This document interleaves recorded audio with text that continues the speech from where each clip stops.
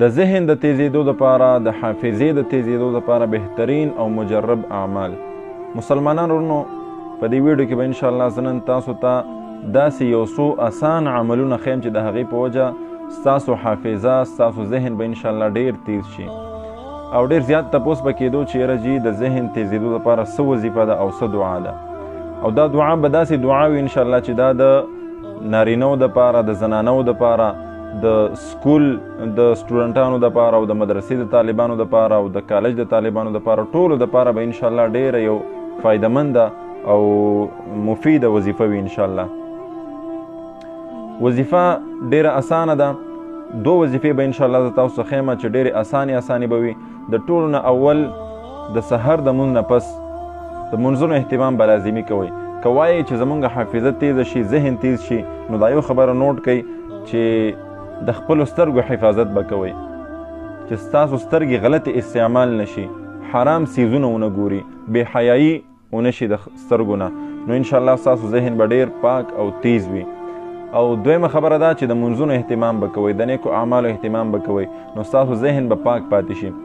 او ورسره به د سحر د مونځ نه پس 71 مرتبه 71 پیرې یا عزیزو یا فتاحو دا دو نومونه د الله رب العزت دا به وایي یا عزیزو یا فتاحو دا به 71 پیرې وایي نو دې سره به انشاءالله ستاسو ذهن تیز شي.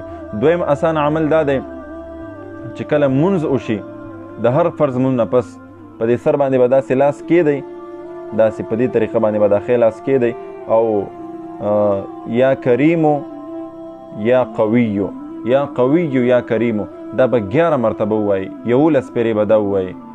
یو وظیفه هغه شو یا عزیزو یا فتاحو او ورسره یو دا یا کریمو یا قویو یا قویو یا کریمو دا دواړه نومونه ویلی شي 11 پیرې به دا ووایي او دا به شمارئ داسې هم شمارلی شي په دې ګوتو باندې داسې او ورسره یا دا ګوتې په دې باندې هم شمار کولی شئ یا قویو یا کریمو دا دواړه د الله رب العزت نومونه دي. دا وایي انشاءالله په دې سره به ستاسو حافظه ډېره تیزه شي.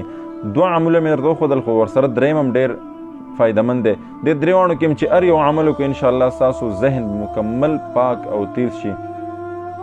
ورسره دریم عمل دا دی چې کله تاسو وده کیږئ د شپې چې کله وده کیږئ په بستره باندې نو سوره کوثر 10مه سپاره کې دی بسم الله الرحمن الرحیم انا اعطیناک الکوثر فصل لربک وانحر ان شانئک هو الابتر دا به سره د بسم الله و پیرې ووایو په د خپله سینه باندې بیا چوف کې نو دې سره هم انشاءالله ستاسو سینه کولاو شي او ستاسو ذهن به تیز شي او دا عمل ډېر بهترین او مجرب عمل دی. چا هم چې کړی دی چا ته هم ښودلی دی نو الحمدلله د هغه ذهن تیز شوی دی. خو کوشش به کوئ چې د ګناهونو نه ځان ساتئ د خپلو سترګو حفاظت کوئ چې بدنظري درنه نه کیږي نو انشاءالله دا عمل به ډېر تاسو لپاره فایدهمند وي.